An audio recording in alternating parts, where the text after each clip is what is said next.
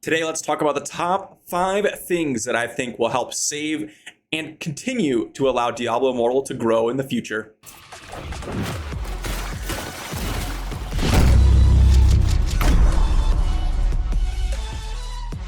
So first, I want to start off with an honorable mention before we jump into the top 5 list. And the reason why I put this in honorable mention is because I am including most of the quality of life improvements that a lot of us have suggested. And what I mean by quality of life improvements, well, just to give a few examples, this event right here, this Ancient Nightmare, has certain times. What we should be able to do is click on this event here, jump in and see all of the events, what time they're taking place, and then if we want to turn on notifications, we'll get notified anytime a Hydra spawns, a Golem spawns, or any events coming close to being active. This will really greatly improve the attendance to these events and overall feel like the world is much more alive. On top of that, things like moving in the map, moving the armory next to the essence transfer, or moving an essence transfer into the Shadow War and into the battleground so that you could essence transfer your gear while you're there if you choose to change your build, and then turning it off once the battleground starts.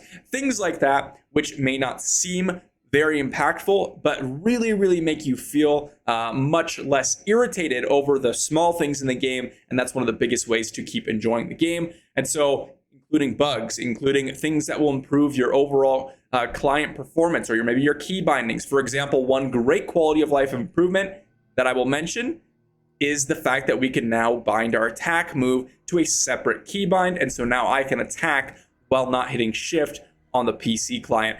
Things like that overall would be great improvements for overall lowering the irritation that we feel on these small things. Number 5 is going to be all about events. What I'd really like in this game is to have better / more frequent events.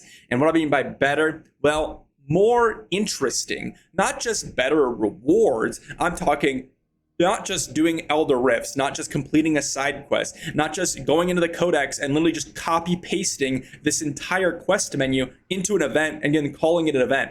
Make a new world boss. Make it so that you have to group up and kill something. Make it so that you have to trek through and finish a seasonal quest. Something of the sort that's a little bit more interesting and gets us more involved. On the same note, I want this frequently. So maybe these events that are currently taking place can be all the time. You constantly have an event like this one active, and then you could place the seasonal events that are more interesting as you go along in Diablo Immortal as time passes. This will make it really nice for those casual players to kind of focus on certain times when to log in. Okay, there's a seasonal event happening, I'm going to log in. Or if you keep these events all the time, just giving daily tasks in addition to people's bounties and contracts that they're already doing to help guide their gameplay and feel like they're getting a lot more progression out of it due to the rewards from these events. Now at number 4, we have something that so many people have complained about, and that is making dungeons soloable. Now, initially, I would say that this is an entire category on its own, but I'm actually going to expand this into hidden layers, as well as adding a open world farm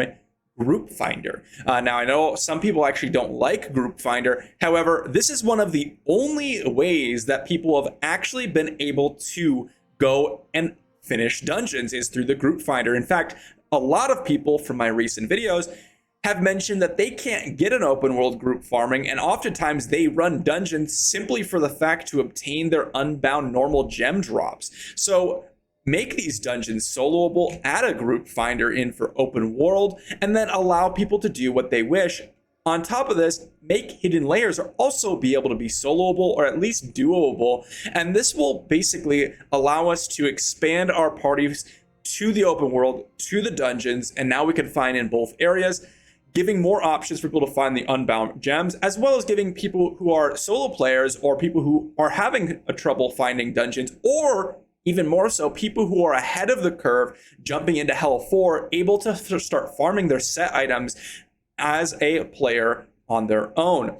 This will do a lot for the game, I think, in order for you people to keep playing every day and accessing all the events, because there's a lot of players that log on and don't play in parties, and the party systems are already so valuable, unbound gems, extra magic find if you're with your warbands, things like that, that you don't need to make it necessary. You just need to make it incentivized and then have options for solo players in the meantime. This next one is honestly very similar to the Heliquary, and that is add additional free-to-play progression systems. Now, when you're playing these other mobile games, a lot of the times, a lot of these games have various ways to progress as a free-to-play player. It's not just combat rating. It's not just your legendary gear and then that's it. Legendary gems, to be honest, are pretty much locked out for free-to-play for the most part. And so the only way to progress as a free-to-play player is to grind your Paragon or grind your gear or grind your Heliquary. Now, Heliquary is a bi-weekly event at this point, with Monday and Thursday being reset, and we have 2 bosses. This is an excellent system for people to gain power while logging in throughout the week. We need more systems like this, either giving people extra damage stats, giving people extra life stats, giving people extra just random armor pen, armor stats, or combat rating, or even extra gear. Things like that you log in, maybe do it once a week, or maybe you do it daily, and it will give you power over the course of a week, over the course of a month, by slowly logging in every day and making it time gated. A lot of people actually said that this game doesn't have an energy system. Ironically enough, the Paragon system with all the daily activities, the weekly activities, it basically feels like we have an energy system. So I see no reason why not to add these daily activities or weekly activities that might progress your account, similar to the Heliquary. And at number 2 is just completely overhauling Warbands. Now, what I'd really like to do is have all content pertaining to the Warbands just removed and then added within the own clan system. This will make clans much more interesting, much more incentivized. And instead of sticking in within, okay, I have a group of 8 and another group of 8 across the servers, all those will be localized into clans. The Heliquary will be done with clans. However, if they want to keep this Warband system, which it seems like they do, I have another suggestion, and that is to make the Warband a 4-person group. You could still have 8 in your Warband, but make it so the content that you have to do the Warband with a party-only content. So that way you don't have to have all 8 members of your Warband on at the same time. Getting 8 members of a Warband on is very difficult already.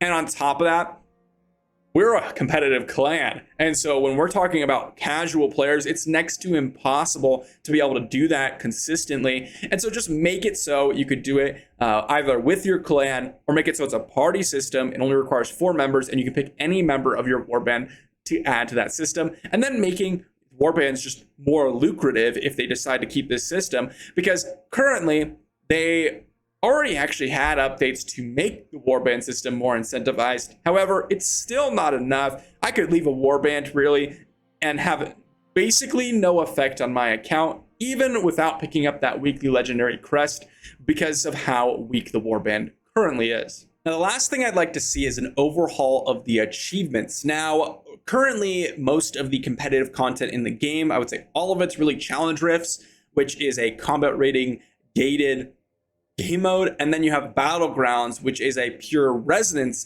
gated game mode pretty much. And so you have 2 pieces of content that are competitive that really heavily focus on pay to win. Now, nothing in this game that's going to be competitive is not going to be focused on pay to win. That's completely fine. But I would like to see some more unique things within the achievements that actually require some setup, some strategy, some difficulty. Things like running Mad King's Breach under 2 minutes, perhaps running Lassel a certain way, or perhaps, I don't know, running without gear with no legendary gems, beat this content, or just unique achievements, sort of like an achievement combat diary, which would be really cool to see in this game. I would really incentivize people doing weird things, wacky things to unlock their random legendary crests with their friends, doing content that you probably would never do before. It really does expand the game. And overall, hunting for achievements is actually one of my favorite things to do in MMORPGs. However, when you finish an achievement and you go and get 50 hilts, you get 40 hilts. It's even less than I thought.